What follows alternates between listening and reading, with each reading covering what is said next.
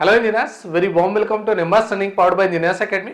सो एक latest update है Uttar Pradesh public service commission की तरफ से। गाइज यूपीपीएससी एई का डिटेल नोटिफिकेशन आ चुका है ना, जिसका एडवर्टाइजमेंट नंबर की बात करें तो आप देख सकते हैं एडवर्टाइजमेंट नंबर दिया हुआ है और डेट आज का ही 17/12/2024 का है। और गाइज फॉर्म फिलिंग की डेट आज से ही स्टार्ट हो चुकी है और लास्ट डेट फॉर्म फिलिंग की अगर बात की जाए तो 17 जनवरी 2025 रहने वाली है।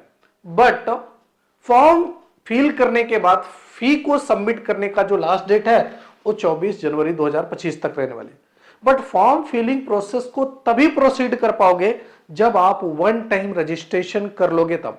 और वन टाइम रजिस्ट्रेशन करने के लिए इन्होंने गाइडलाइन दे रखी है कि आप क्या करना पड़ेगा भाई, otr.pariksha.nic.in की साइट पर जाके पहले आप अपना वन टाइम रजिस्ट्रेशन कर लीजिए।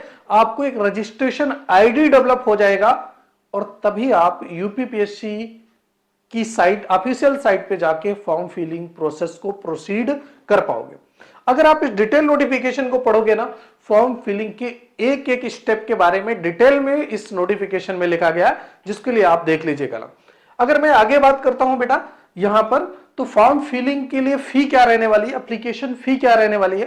तो गाइज अगर आप अनरिजर्व्ड कैटेगरी या फिर इकोनॉमिकली वीकर सेक्शन में आते हैं, ईडब्ल्यूएस कैटेगरी में आते हैं, तो आपको फॉर्म फिलिंग के लिए 100 रुपीज प्लस एडिशनल 25 रुपीज आपको प्रोसेसिंग फीस देने पड़ेगी, जिससे आपको टोटल फी निकल जाएगा 125 रुपीज।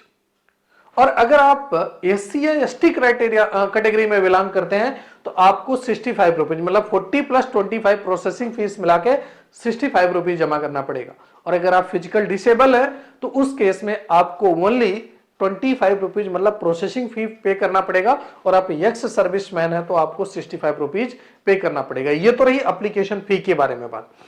अगर मैं बात करूं कि एज लिमिट क्या रहने वाली भाई, और हाँ आप देख पाएंगे मिनिमम क्वालिफिकेशन की बात कर लो कि भैया केवल डिग्री वाले एलिजिबल है, चाहे आप सिविल, इलेक्ट्रिकल, मैकेनिकल या एग्रीकल्चर किसी भी स्ट्रीम से आपने डिग्री लिया है, बीटेक किया है, तो आप उस क्राइटेरिया में आ जाते हैं, आप मिनिमम एलिजिबिलिटी क्राइटेरिया को फुलफिल कर लेते हैं। और सभी डिपार्टमेंट के लिए अलग अलग वैकेंसी है, सिविल में अलग वैकेंसी है, मैकेनिकल में अलग है, इलेक्ट्रिकल में अलग रहने वाली है ना।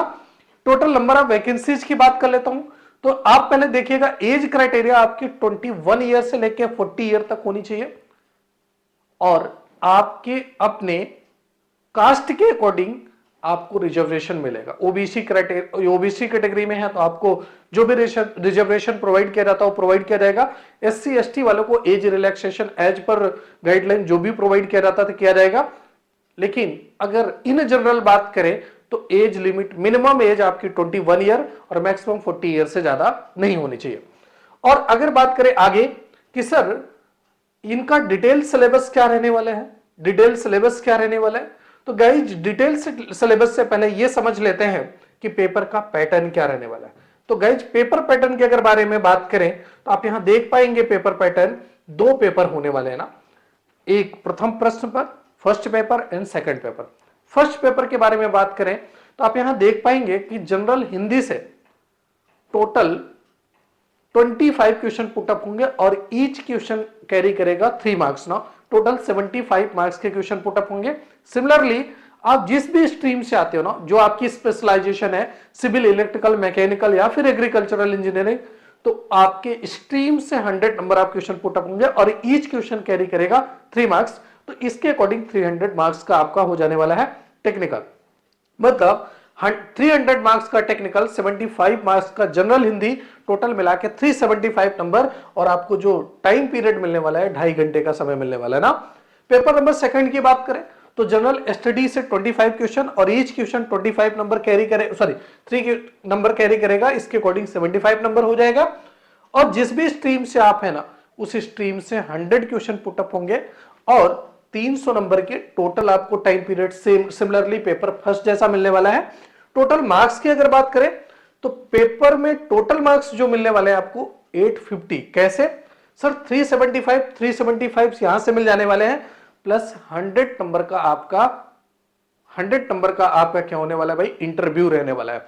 तो 3 स्टेज में पेपर होने वाला है। पेपर नंबर फर्स्ट क्वालिफाई करने के बाद सेकंड क्वालिफाई करना पड़ेगा, देन आपको इंटरव्यू से गुजरना पड़ेगा। और इसके अकॉर्डिंग टोटल मार्क्स की अगर बात करें, मैक्सिमम मार्क की बात करें, तो 150 नंबर का होने वाला है टोटल मार्क्स, और उसके अकॉर्डिंग आपका सिलेक्शन होगा। डिटेल सिलेबस की बात करें तो आप देख सकते हैं हिंदी के लिए क्या पाठ्यक्रम रहने वाला है, सामान्य अध्ययन जनरल स्टडी के लिए क्या रहने वाला है, और आपके सिविल इंजीनियरिंग स्ट्रीम के लिए पूरा सिलेबस डिटेल में गिवन है ना, कि स्ट्रेंथ ऑफ मटेरियल, उसके बाद structural analysis steel and RCC की बात करें, फिर आप फ्लूइड मैकेनिक्स के बाद आपको यहाँ पे hydrology and water resources engineering, मतलब डिटेल सिलेबस आपकी डिटेल नोटिफिकेशन में दे दिया है ना। और एज पर सिलेबस आप अपनी प्रिपरेशन को कर सकते हो। और ऐसा नहीं कि केवल सिविल का दिया है ना गाइज, आप अगर इलेक्ट्रिकल स्ट्रीम से हैं तो इलेक्ट्रिकल इंजीनियरिंग के लिए भी सिलेबस डिटेल में गिवन है, और यदि आप मैकेनिकल स्ट्रीम से हैं तो मैकेनिकल के लिए, एग्रीकल्चरल और मैकेनिकल सभी के लिए डिटेल में सिलेबस गिवन है।